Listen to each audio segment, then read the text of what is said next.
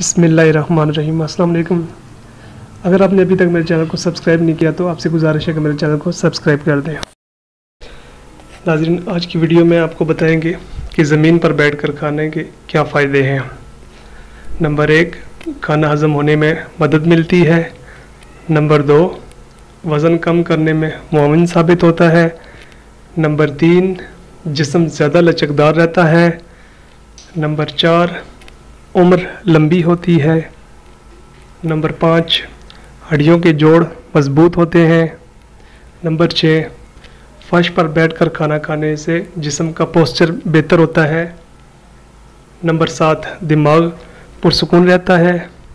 Number 8, फर्श पर बैठकर खाना खाने से दिल सेहतमंद रहता है। नंबर 9, फर्श पर बैठकर खाना खाने से ज़हनी तनाव कम होता है।